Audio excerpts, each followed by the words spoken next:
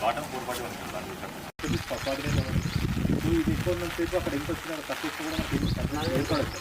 So ఇది ఈ 5 అనేది ఈ లోపల తీసుకొని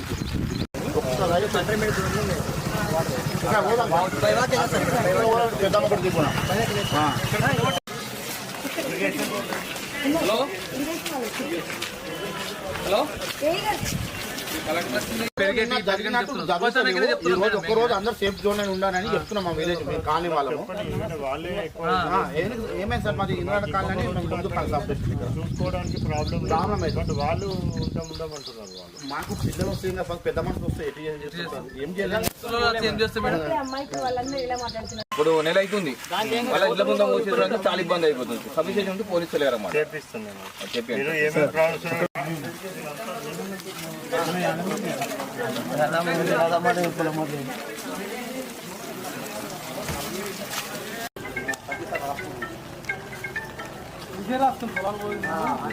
రాగురే మాట్లాడేది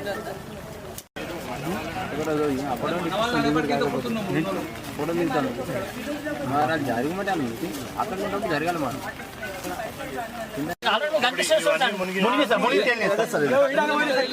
దీనివల్ల ప్రాబ్లం తక్కువ కానీ ప్రాబ్లం ఎక్కువ సార్.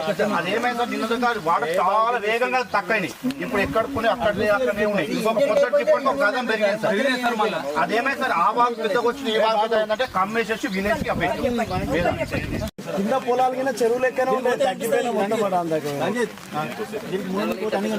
రండి ముంగడికి ఇంత దూరం మొత్తం రోడ్ దాకా అయిపోయింది. ఈ రోడ్డు మీద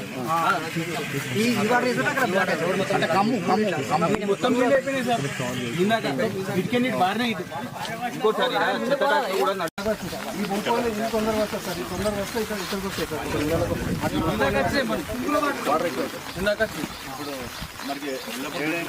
ఎల్లపురం బ్రిడ్జ్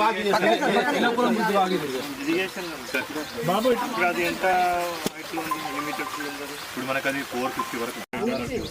కామారెడ్డి వర్షం పడకపోతే మాకు చాలా సేఫ్టీ సార్. కామారెడ్డిలో వర్షం రెడ్ అలర్ట్ ఉంటే మాకు కొంచెం ఇబ్బంది. 200-300 ఎకరాలు వీళ్ళని ఉంది సార్. సర్దల విలేజ్ 200-300 ఎకరాలు ఉంది. ఈ వాగు పట్టు ఇంచుమించు ఎల్లా మొత్తం వాగు వాటర్ లో మొత్తం ఒక 2 ఎకరాలు పెట్టి మొత్తం వాటర్ లో ఉంది సార్. ఇంచుమించు చాలా మునిగినాయి కానీ చాలా మటుకు చెప్పడం అనేది నష్టపోడు. మొత్తమే ఇక్కడ ఉన్నారు. లేదు లేదు చిన్నపిల్లలంతా మినిమం నడనాలు ఉన్నారు.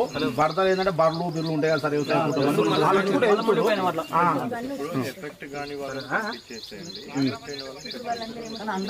వద్దు సార్ డిస్టర్బ్ అవుతుంది సార్.